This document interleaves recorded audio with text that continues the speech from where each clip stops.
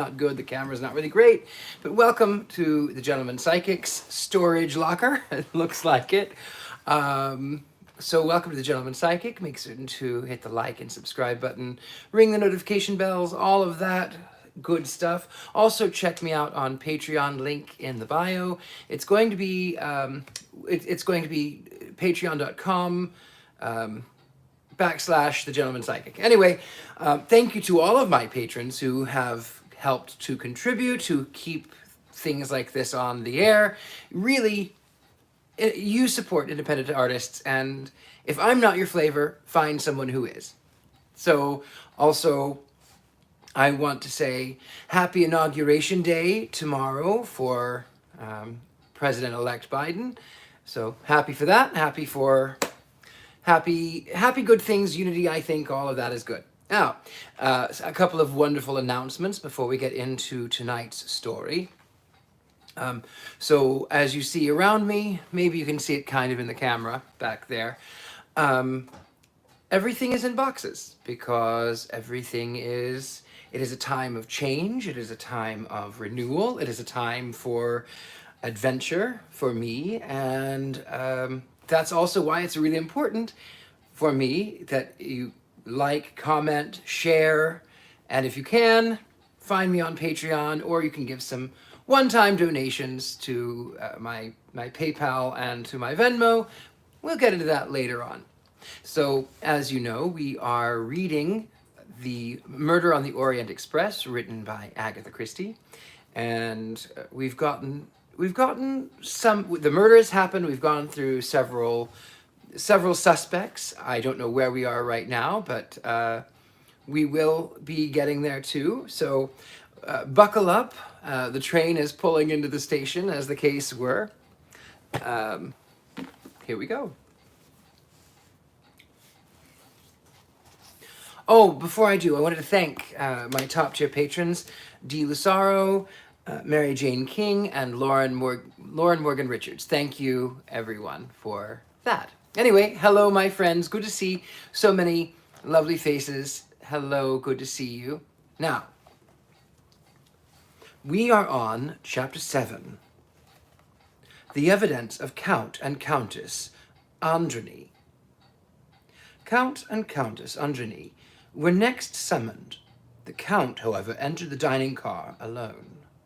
There was no doubt that he was a fine-looking man. Seen face to face, he was at least 6 feet in height, with broad shoulders and slender hips. He was dressed in a very well-cut English tweeds and might have been taken for an Englishman had it not been for the length of his moustache and something in the line of the cheekbone. "Well, messieurs," he said, "what can I do for you?" "You understand, monsieur," said Perrault, "that in view of what has occurred, I am obliged to put certain questions to all the passengers." Perfectly, said the Count easily. "I quite understand your position. Not I fear that my wife and I can do much to assist you. We were asleep and heard nothing at all." "Are you aware of the identity of the deceased, monsieur?" "I understand it was the big American, a man with decidedly unpleasant face. He sat at the table at mealtimes." He indicated with a nod of his head the table at which Ratchet and McQueen had sat. Yes, monsieur, you are perfectly correct. I meant, did you know the name of the man?" No, the Count looked thoroughly puzzled at Perrault's queries. "If you want to know his name," he said, "surely it is on his passport." "The name on his passport is Ratchet," said Perrault, "but that, monsieur, is not his real name. He is the man Cassetti who was responsible for the celebrated kidnapping outrage in America." He watched the Count closely as he spoke, but the latter seemed quite unaffected by the piece of news. He merely opened his eyes a little. "Ah," he said, "that certainly should throw light upon the matter. An extraordinary country, America." "You have been there, perhaps, monsieur le comte?" "I was in Washington for a year." "You know perhaps the Armstrong family?"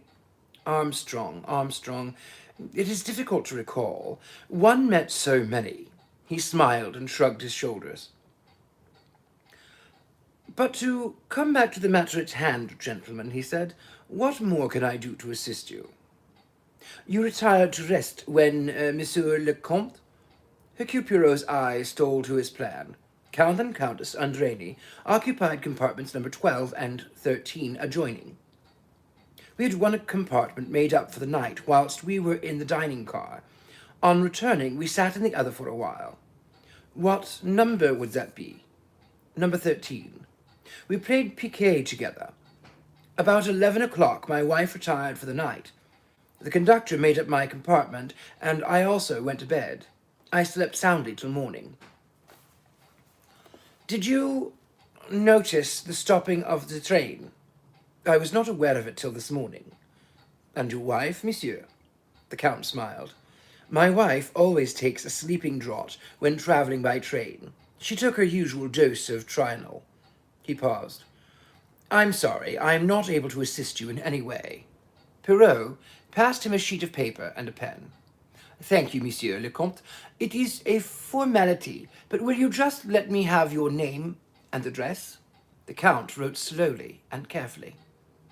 It is just as well I should write this for you, he said pleasantly. The spelling of my country estate is a little difficult for those unacquainted with the language. He passed the paper across to Poirot and rose.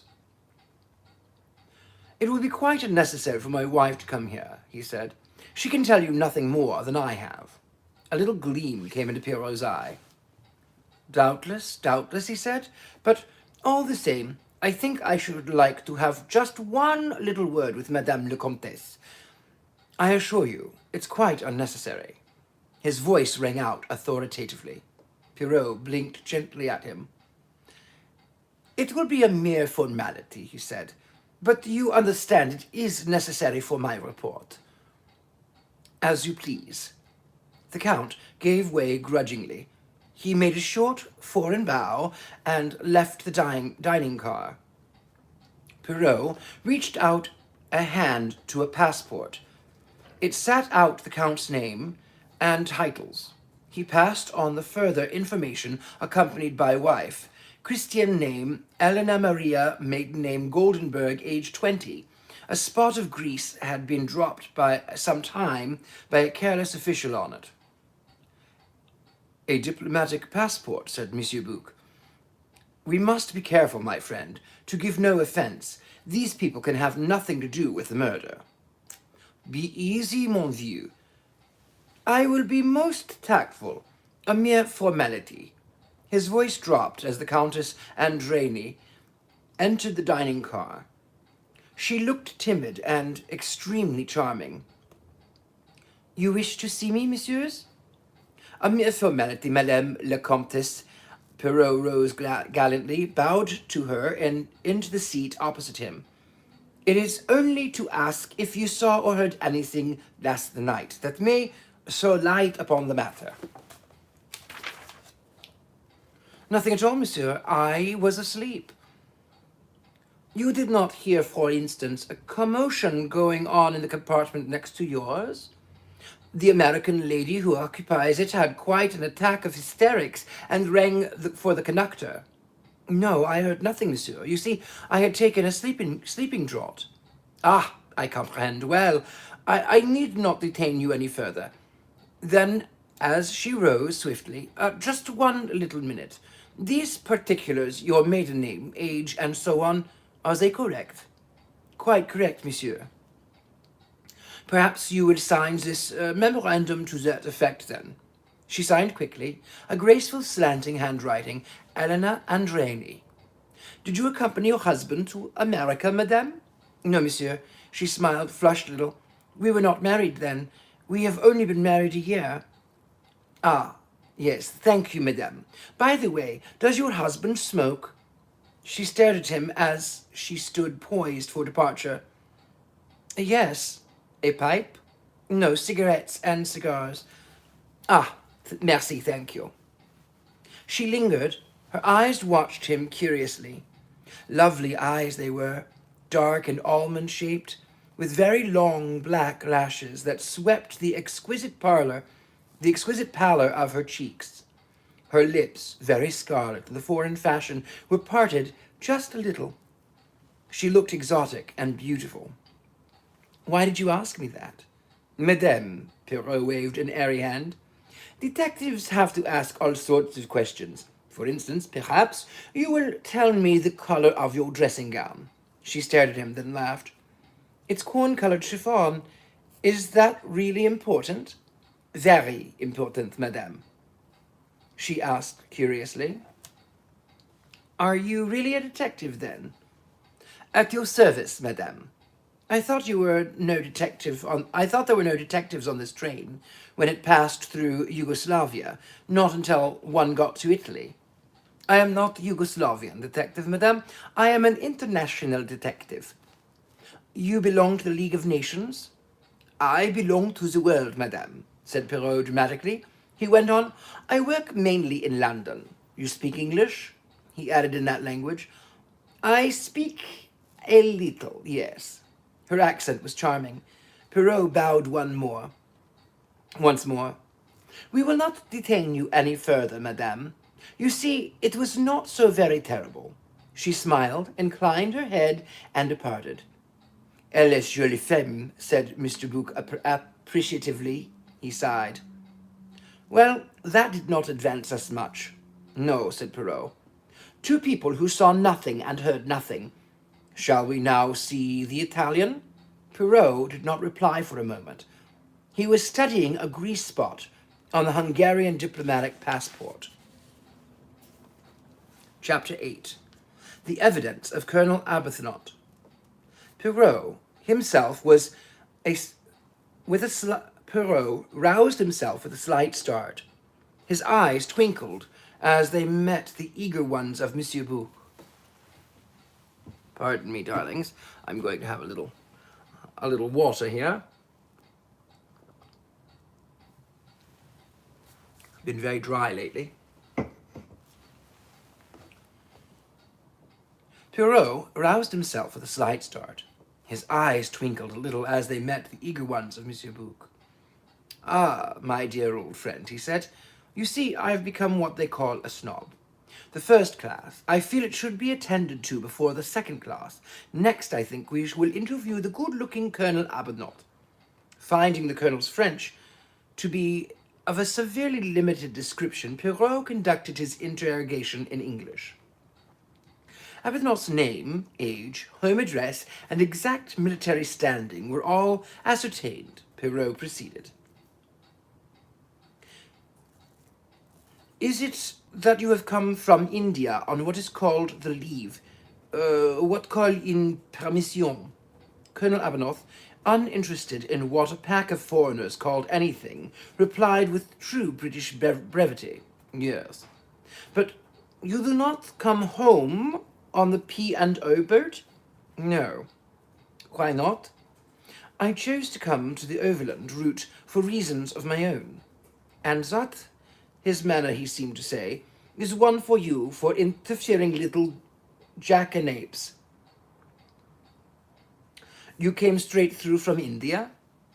The colonel replied dryly.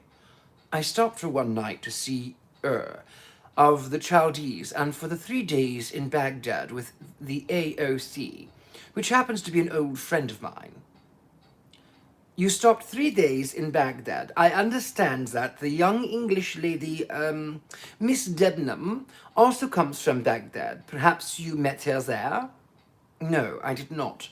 I first met Miss Debenham when she and I shared the railway convoy car from Kirkuk to Nisbin. Perrault leaned forward. He became persuasive a little, and more foreign than he need have been.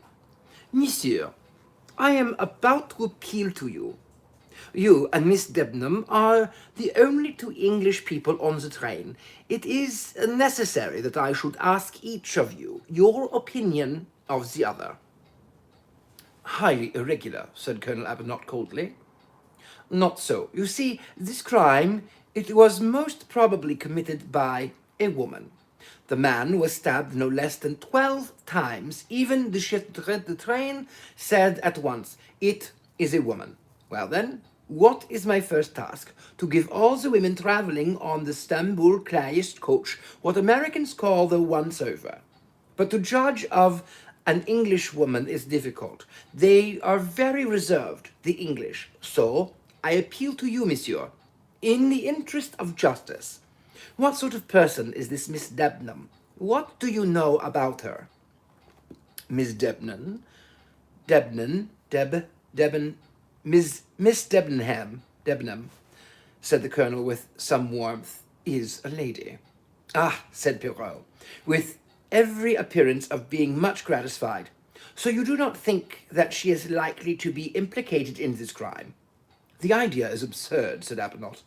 The man was perfect stranger. She had never seen him before. Did she tell you so? She did. She commented at once upon his somewhat unpleasant appearance. If a woman is concerned, as you seem to think, to my mind, without any evidence but mere assumption, I can assure you that Miss Debenham could not possibly be indicated. You feel warmly in the matter, said Poirot with a smile. Colonel Arbuthnot gave him a cold stare. I really don't know what you mean, he said. The stare seemed to abash Poirot. He dropped his eyes and began fiddling with his papers in front of him. All this way, he said, let us be practical and come to the facts. This crime, we have reason to believe, took place at 1:15 last night. It is part of the necessary routine to ask everyone on the train what he or she was doing at that time. Quite so. At 1:15, to the best of my belief, I was talking to the young American fellow, secretary to the dead man. Ah, were you in his compartment, or was he in yours? I was in his. That is the young man of the name of McQueen? Yes. He was a friend or acquaintance of yours? No, I never saw him before this journey. We fell into casual conversation yesterday and both came interested. I don't, as a rule, like Americans. Haven't any use for them. Poirot smiled, remembering McQueen's strictures on Britishers. But I liked this young fellow. He'd got a hold of some tomfool idiotic ideas about the situation in India. That's the worst of Americans. They're so sentimental and idealistic. Well, he was interested in what I had to tell him. I've had nearly 30 years' experience in the country, and I was interested in what he had to tell me about the financial situation in America. Then we got down to the world politics in general. I was quite surprised to look at my watch to find it was 1:45. That is the time you broke up this conversation? Yes. What did you do then? Walked along to my own compartment and turned in. Your bed was made up already? Yes. That is the compartment, let me see, number 15, the one next, but not to the end away from the dining car. Yes. Where was the conductor when you went to your compartment? Sitting at the end of the little table, as a matter of fact. McQueen called him just as I went to my own compartment. Why did he call him? To make up his bed, I suppose. The compartment hadn't been made up for the night. Now, Colonel Arbuthnot, I want you to think carefully. During the time you were talking to Mr. McQueen, did anyone pass along the corridor outside the door? A good many people, I should think. I wasn't paying attention. Ah, but I am referring to, let us say, the last hour and a half of your conversation. You got out at Vinkovy, didn't you? Yes, but only about for a minute. There was a blizzard on. The cold was something frightful. Made one quite thankful to get back to the fog.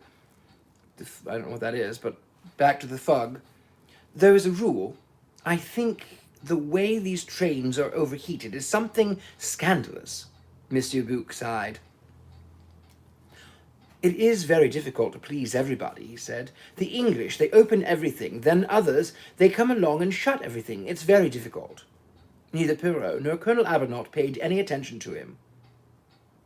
Now, monsieur, cast your mind back, said Perrault encouragingly. It was cold outside. You have returned to your train. You sit down again. You smoke, perhaps, a cigarette, a pipe, perhaps? He paused for the fraction of a second. A pipe for me. McQueen smoked cigarettes. The train starts again. You smoke your pipe. You discuss the state of Europe, of the world. It is late now. Most people have retired for the night. Does anyone pass the door? Think.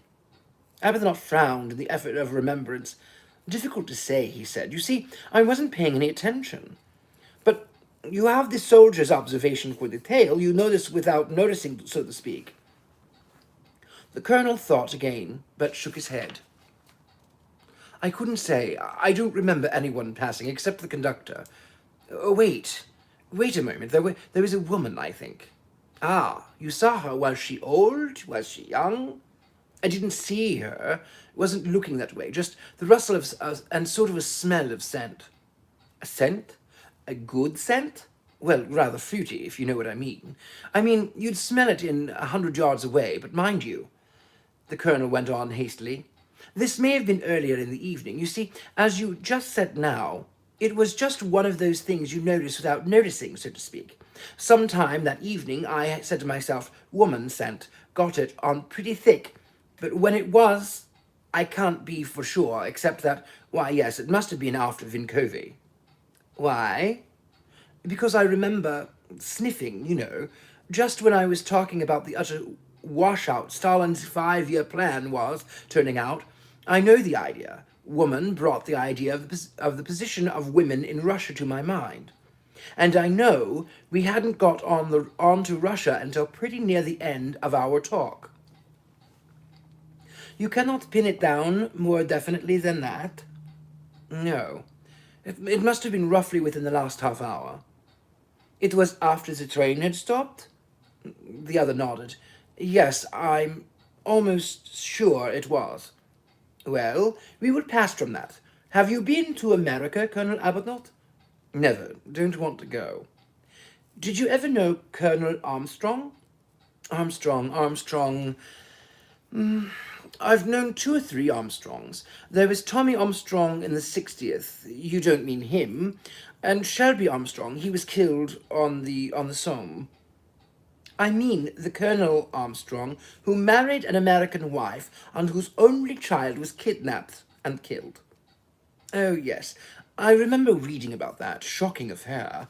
I don't think, actually, I ever came across the fellow, though, of course, I knew of him. Toby Armstrong, nice fellow. Everybody liked him. He had a very distinguished career, got the V.C. The man who was killed last night was the man responsible for the murder of Colonel Armstrong's child. Arbuthnot's face grew rather grim. Then, in my opinion, the swine deserved what he got, though I would have preferred to have seen him properly hanged or electrocuted, I suppose over there. In fact, Colonel Arbuthnot, you prefer law and order to private vengeance? Well, you can't go about having blood feuds and stabbing each other like Corsians or the Mafia, said the colonel. Say what you like, trial by jury is a sound system. Perrault looked at him thoughtfully for a minute or two. Yes, he said. I am sure that would be your view. Well, Colonel Arbuthnot, I do not think there is anything more I have to ask of you. There is nothing you yourself can recall last night that in any way struck you, or, shall we say, strikes you now, looking back, as, suspicious? Arbuthnot considered for a moment or two. No, he said, nothing at all, unless... He hesitated. But yes, continue, I pray of you. Well, it's nothing really, said the colonel slowly, but you said anything. Yes, go on. Oh, it's nothing, a mere detail. But as I got back to my compartment, I noticed that the door of the one beyond mine, the end one, you know, number 16. Well, the door, it was not quite closed. and the fellow inside peered out in a furtive sort of way. Then he pulled the door to quickly. Of course, I know there's nothing in that, but just struck me as a bit odd. I mean, it's quite usual to open the door and stick your head out of it if you want to see anything. But it was the furtive way he did it that caught my attention. Yes, said Perrault doubtfully. I told you there was nothing to it, said Arbuthnot apologetically. But you know what it is, early hours of the morning, everything very still. The thing had a sinister look to it, like a detective story. All nonsense, really. He rose. Well, if you don't want me any more, thank you, Colonel Arbuthnot. There is nothing else. The soldier hesitated for a minute. His first natural distaste for being questioned by foreigners had evaporated. About Mrs. Debenham, he said rather awkwardly, you can take it from me that she's all right. She's Pukka Sahib. Flushing a little, he withdrew. What? Asked Dr. Constantine with interest. Does a Pukka Sahib mean? It means, said Perrault, that Miss Debenham's father and brothers were at the same kind of school as Colonel Arbuthnot. Oh, said Dr. Constantine, disappointed. Then it has nothing to do with the crime at all. Exactly, said Perrault. He fell into a reverie, beating a light tattoo on the table. Then he looked up. Colonel Arbuthnot smokes a pipe, he said. In the compartment of Monsieur Ratchet, I found a pipe cleaner. Monsieur Ratchet smoked only cigars. You think? He is the only one so far who admits to smoking a pipe, and he knew nothing of Colonel Armstrong, perhaps actually did know him, though he won't admit it. So you think it might be possible? Perrault shook his head violently. That is just it. It is impossible, quite impossible, that an honourable, slightly stupid, upright Englishman should stab an enemy 12 times with a knife. Do you not feel, my friends, how impossible it is? That is the psychology, said Monsieur Bouc. And the one must respect the psychology. This crime has a signature, and it's certainly not the signature of Colonel Arbuthnot. But now to our next interview. This time, Monsieur Bouc did not mention the Italian, but he thought of him. Chapter 9. The Evidence of Mr. Hardman. The last of the first-class passengers to be interviewed, Mr. Hardman, was the big flamboyant American who had shared a table with the Italian and the valet. He wore a somewhat loud checked suit, a pink shirt, flashy tie-pin, and was rolling something around his tongue as he entered the dining car. Had a big, fleshy, coarse, featured face with a good-humored expression. Morning, gentlemen, he said. What can I do for you? You have heard of this murder, Monsieur, Hardman? Sure. He shifted the chewing gum deftly. We are, of necessity, interviewing all passengers on the train. That's all right by me. Guess that's the only way to tackle the job. Perrault consulted the passport lying in front of him. You are Cyrus Betham Hardman, United States subject, 41 years of age, traveling salesman for typewriting ribbons. Yeah, okay, that's me. You are traveling from Istanbul to Paris? Yep, that's so. Reason? Business?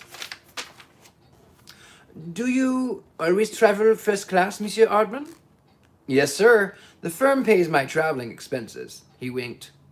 Now, Monsieur Hardman, we come to the events of last night. The American nodded. What can you tell us about the matter? Exactly nothing at all. Ah, that is a pity. Perhaps, Mr. Hardman, you will tell us exactly what you did last night from dinner onwards.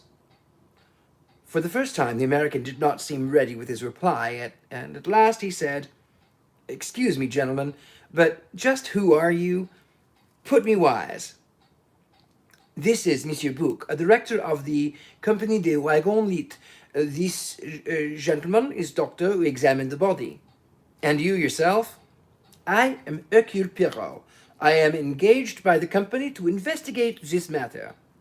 I've heard of you, said Mr. Hardman. He reflected a minute or two longer. Guess I'd better come clean.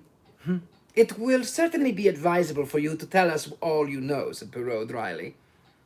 You'd have said a mouthful there if it was anything I did know, but I don't. I know nothing at all. Just as I said, but I ought to know something. That's what makes me sore. I ought to. Please explain, Mr. Hardman. Mr. Hardman sighed, removed the chewing gum, and dived into the pocket. At the same time, his whole personality seemed to undergo a change. He became less of a stage character and more of a real person. The resonant, nasal tones of his voice became modified. This passport's a bit of a bluff, he said. That's who I really am. Perrault scrutinized card, flipped across him. Mr. Bouc peered over his shoulder. Mr. Cyrus B. Hardman, McNeil's Detective Agency, New York. Perrault knew the name. It was one of the best known and most reputable private detective agencies in New York. Now, Monsieur Hardman, he said, let us hear the meaning of this. Sure thing. About this way, I'd come over to Europe trailing a couple of crooks, nothing to do with this business. The chase ended in Istanbul. I wired the chief, and we got his instructions to return. And I would have been making my tracks back to little old New York when I got this. He pushed across a letter. The heading at the top was the Toketalian Hotel. Dear Sir, you have been pointed out to me as an operative of McNeil Detective Agency. Kindly report to my suite at 4 o'clock this afternoon. It was signed S.E. Ratchet. Ah, bien. I reported at the time, stated, and Mr. Ratchet put me wise to the situation. He showed me a couple of letters he got. He was alarmed? Pretended not to be, but he was rattled all right. He put up the proposition to me.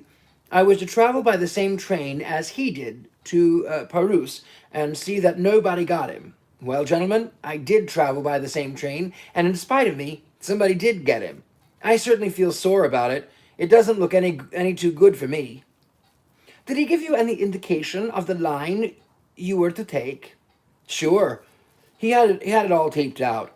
It was his idea that I should travel in the compartment alongside his. Well, that was blown up straight away. The only place I could get was berth number 16, and I had a bit of a job getting that. I guess the conductor likes to keep that compartment up his sleeve, but that's neither here nor there. When I looked all around the situation, it seemed to me that number 16 was pretty good strategic position. There was only the dining car in front of the Istanbul sleeping car. The door on the platform at the train end was barred at night. The only way a thug could come was through the rear and the door platform or along the train from the rear. In either case, he'd have to pass right by my compartment. You had no idea, I suppose, of the identity of the possible assailant. Well, I knew what he looked like. Mr. Ratchet described him to me. What? All three men leaned forward eagerly. Hardman went on. A small man, dark, with a womanish kind of voice. That's what the old man said. Said, too, that he didn't think it would be the first night out. More likely second or third. Ah, he knew something, said Monsieur Bouc. He certainly knew more than he told his secretary, said Perrault thoughtfully. Did he tell you anything about this enemy of his? Did he, for instance, say why his life was threatened? No. He was kinder reticent about that part of it. Just said the fellow was out for his blood and meant to get it.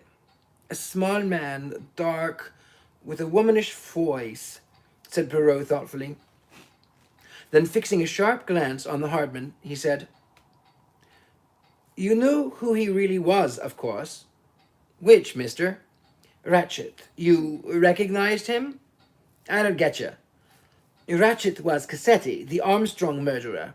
Mr. Hardman gave way to a prolonged whistle. That certainly is a surprise, he said. Yes, sir. No, I didn't recognize him. I was way out west when that case came on. I suppose I saw photos of him in the papers, but I wouldn't recognize my own mother when a press photographer had done with her. Well, I don't doubt that a few people had it in for it, Cassetti, all right. Do you know anyone connected with Armstrong case who answers to that description? Small, dark, womanish voice. Hardman reflected for a minute or two. Nah, it's hard to say. Pretty nearly everyone to do with that case is dead. There was the girl who threw herself out of the window, remember? Yeah, sure. That's a good point. That she was a foreigner of some kind. Maybe she had some WAP relations. But you got to remember that there were other cases besides that, the Armstrong case. Cassetti had been running this kidnapping stunt some time. You can't concentrate on that only. Ah, but we have reason to believe that this crime is connected with the Armstrong case. Mr. Hardman cocked an inquiring eye. Perrault did not respond.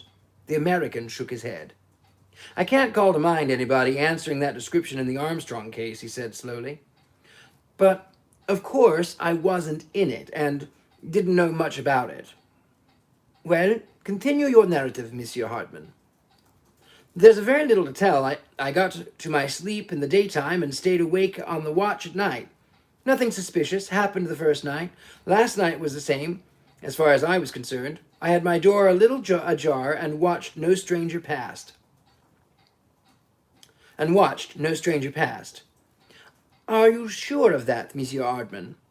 I'm plumb certain. Nobody got on that train from outside, and nobody came along the train from the rear carriages. I'll take my oath on that. Could you see the conductor from your position? Yeah, sure. He sits on that little seat almost flush with my door. Did he leave that seat at all after the train stopped in Vinkovy?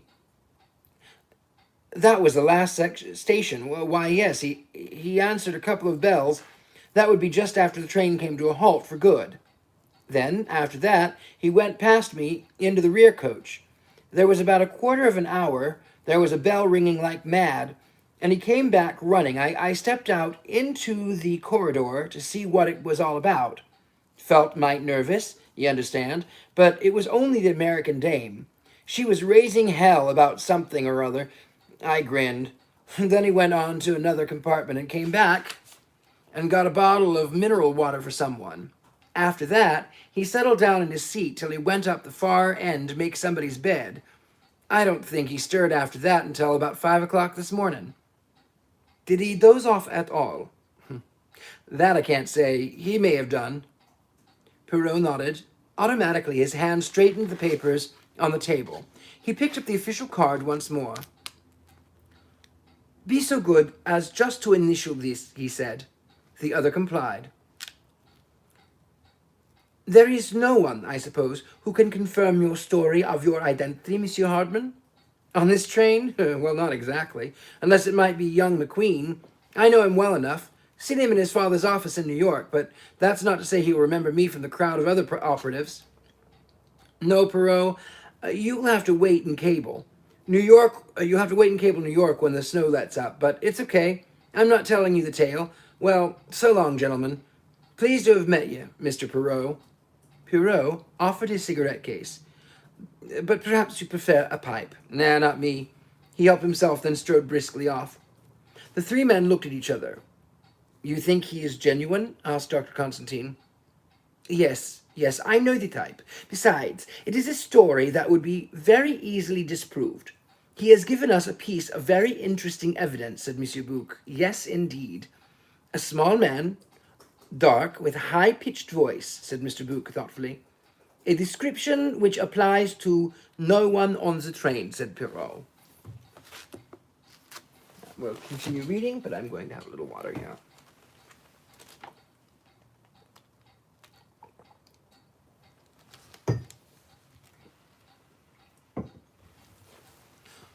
Chapter 10.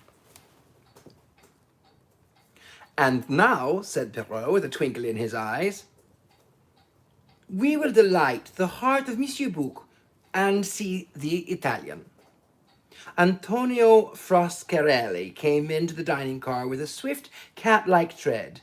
His face beamed, in typical Italian face, sunny-looking and swarthy. He spoke French well and fluently, with only slight accent. Your name is Antonio Forcelli. Oui, monsieur. You are, I see, a naturalized American subject. The American grinned. Yes, monsieur, it is better for my business. You are an agent of Ford Motor Cars? Yes, you see, A voluble exposition followed. At the end of it, anything that the three men did not know about Foricelli's business methods, his journeys, his income, and his opinion of the United States and most European countries seemed a negligible factor. This was not a man who would have any information dragged from him. It gushed out. His good-natured, childish face beamed with satisfaction as with a last eloquent gesture he passed and wiped his forehead with a handkerchief. "So you see," he said, "I do big business. I am up to date. I understand salesmanship." "You have been to the United States, then, for the last 10 years on and off?" "Oui, monsieur." "Ah, well, I do remember the day I first took the boat to go to America. So far away. My mother, my little sister." Perrault cut short the flood of reminiscence. "During your sojourn in the United States, did you ever come across the deceased?" "Never. But I know the type." "Oh, yes." He snapped his fingers expressively. "It is very respectable, very well-dressed man, and underneath it was all wrong, out of my experience. I should say he was a big crook. I give you my opinion for what it's worth." "Your opinion is quite right," said Perrault dryly. "Ratchet was Cassetti, the kidnapper." "What did I tell you? I have learned to be very accurate, to read the face. It is necessary. Only in America do they teach you the proper way to sell." "You remember the Armstrong case?" "I do not remember the name. Yes, it was a little girl, a baby. Was it not?" "Yes, a very tragic affair." The Italian seemed the first person to demur to his view. "Ah, well, these things, they happen," he said philosophically, "in a great civilization such as America." Perrault cut him short. "Did you ever come across any members of the Armstrong family?" "No, I do not think so. It is very difficult.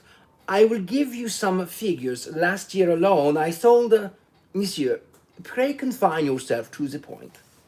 The Italian's hands flung themselves out in a gesture of apology. "1,000 pardons. Tell me, if you please, your exact movements last night from dinner onwards." "With pleasure. I stay here as long as I can. It's more amusing. I talk to the American gentleman at my table. He sells typewriter ribbons. Then I go back to my compartment. It is empty. The miserable John Bull who shares it with me is away attending to his master. At last he comes back, a very long face as usual. He will not talk. Says yes and no. A miserable race, the English. Not sympathetic. He sits in the corner very stiff, reading a book. Then the conductor comes and makes our beds." Numbers 4 and 5, murmured Perrault. "Exactly. The end compartment, mine, is the upper berth. I get up there, I smoke and read. The little Englishman has, I think, a toothache. He gets out a little bottle of a snuff that smells very strong. He lies in bed and groans. Presently, I sleep. Whenever I wake, I hear him groaning." "Do you know if he left the carriage at all during the night?" "I do not think so. That I should hear. The light from the corridor, one wakes up automatically, thinking it is customs examination at some frontier." "Did he ever speak of this matter? Ever express any animus against him?" "I tell you, he did not speak. He was not sympathetic. Fish. You smoke, you say, a pipe, cigarettes, cigars?" "The cigarettes only." Perrault offered him one, which he accepted. Have you ever been to Chicago?" inquired Monsieur Bouc. "Oh, yes, a fine city, but I know best New York, Washington, Detroit. You have been to the States? No, you should go to it." Perrault pushed a sheet of paper across to him. "You will sign this and put your permanent address, please."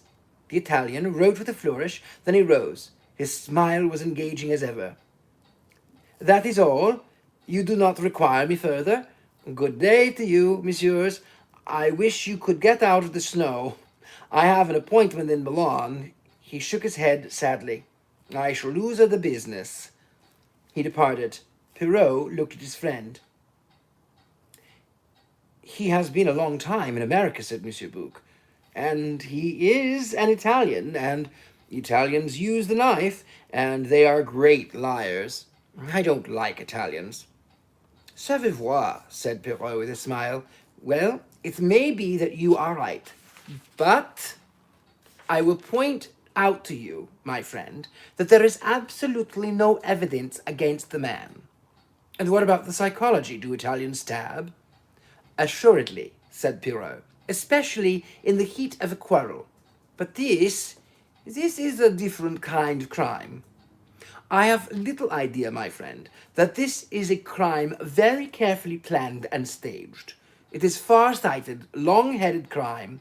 It is not, how shall I express it, a Latin crime. It is the crime that shows traces of cool, resourceful, deliberate brain. I think an Anglo-Saxon brain. He picked up the last two passports.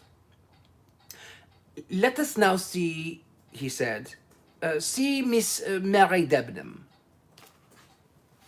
Chapter 11. The Evidence of Miss Debenham. When Mary Debenham entered the dining car, she confirmed Poirot's previous estimate of her. Very neatly dressed in a little black suit with a French grey shirt, the smooth waves of her dark head were neat and unruffled. Her manner was as calm and unruffled as her hair. She sat down opposite Poirot and Monsieur Bouc and looked at them inquiringly. Your name is Hermione Debenham, and you are 26 years of age, began Poirot. Yes. English? Yes. Will you be so kind, mademoiselle, as to write down your permanent address on this piece of paper? She complied. Her writing was clear and legible. And now, mademoiselle, what have you to tell of this affair last night? I'm afraid I've nothing to tell you. I went to bed and slept. Does it distress you very much, mademoiselle, that the crime has been committed on this train? The question was clearly unexpected. Her grey eyes widened a little. I don't quite understand you. It was a perfectly simple question that I asked you, mademoiselle. I will repeat it. Are you very much distressed that the crime should have been committed on this train? I have not really thought about it from that point of view. No, I cannot say that I am at all distressed. A crime, it is all in the day's work to you, eh? It is naturally a very unpleasant thing to have happened, said Mary Debenham quietly. Are you very Anglo-Saxon, mademoiselle? Vous ne approuvez pas des émotions? She smiled a little. I'm afraid I cannot have hysterics to prove my sensibility. After all, people die every day. They die, yes, but murder is just a little more rare. Certainly. You were not acquainted with the dead man? I saw him for the first time when lunching here yesterday. And how did he strike you? I hardly noticed him. He did not strike you as an evil personality? She shrugged her shoulders slightly. Really, I cannot say. I thought about it. Perrault looked at her keenly.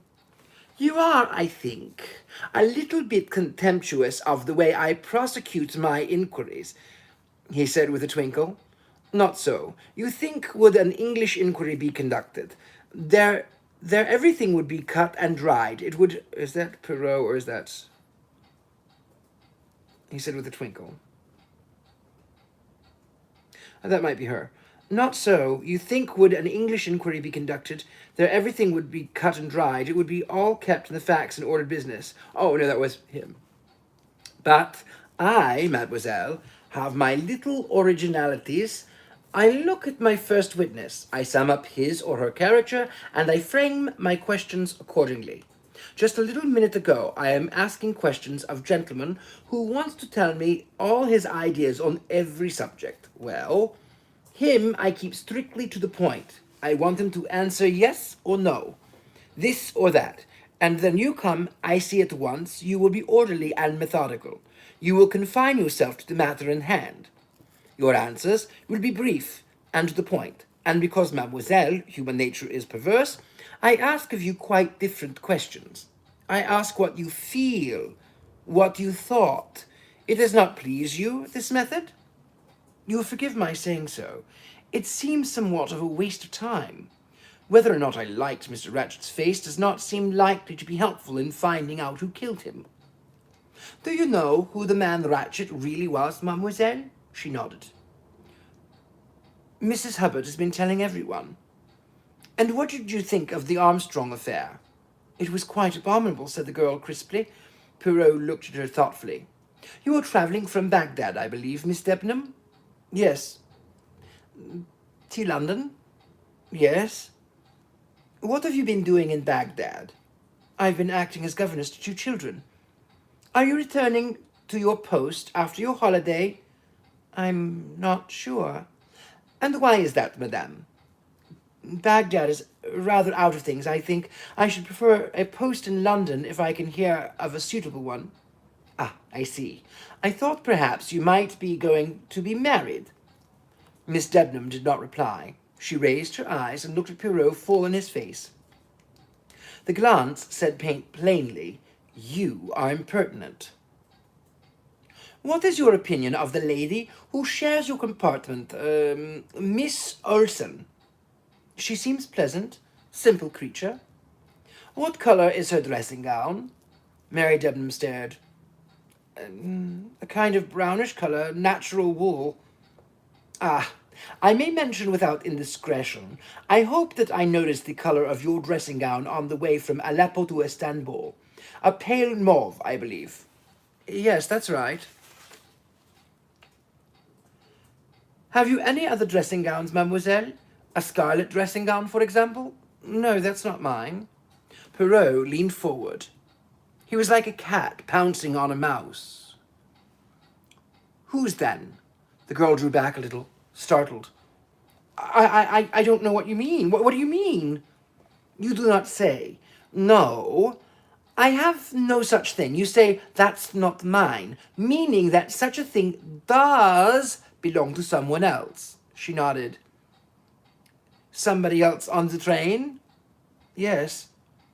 Whose is it?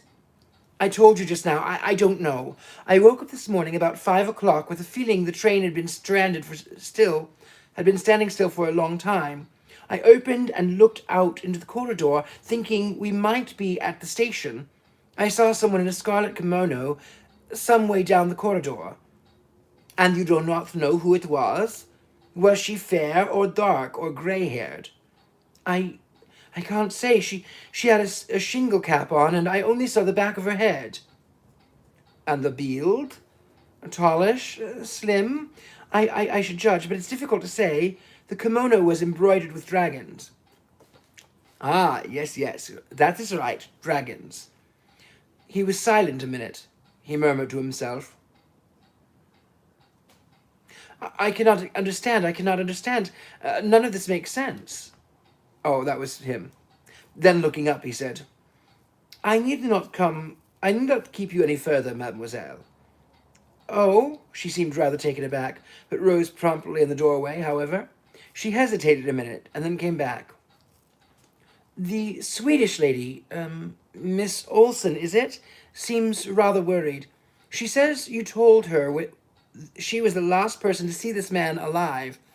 She thinks, I believe, that you suspect her on that account. I can't tell you that. Can't I tell her that she's made a mistake? Really, you know she's the kind creature who wouldn't hurt a fly. She smiled a little as she spoke. What time was it that she went to fetch an aspirin for Mrs. Hubbard? Just after 10:30. She was away how long? About 5 minutes. Did she leave the compartment again during the night? No. Poirot turned to the doctor. Could Ratchet have been killed as early as that? The doctor shook his head. Then I think you can reassure your friend, mademoiselle. Thank you, she smiled suddenly at him, a smile that invited sympathy. She's like a sheep, you know. She gets anxious and bleats. She turned and went out. I think, darlings, that is where we end for the evening on chapter 12. We will be continuing to read. Thank you for joining me, my lovelies. And again, thank you to all of my patrons, my top tier patrons, especially I want to thank because you keep this channel going. Dee Lucaro, Mary Jane King, Lauren Morgan Richards. Find me on patreon.com. If you enjoy content like this, patreon.com/The Gentleman Psychic. You can find me on Venmo at Richard-Leo Lillard and at PayPal at rlillard6@gmail.com. If you would like to continue supporting this channel, it adds up. Even smaller ones add up. And I have something for you tonight too. So for those of you who are on my Patreon, who are patrons of the channel, no matter what level you are, whether it be a $5 level or whether it be more than that, whatever level it is, on Thursday night I will be giving away to you free readings. We'll be doing free card readings well, in the evening time. We'll come up with it, but it will be exciting to be, and you are going to enjoy it, I think. Anyway, my darlings, thank you so much for joining me, and I will see you next time, whenever that might be. Definitely Tuesday, hopefully before. All right, have a good night. Take care. Bye-bye.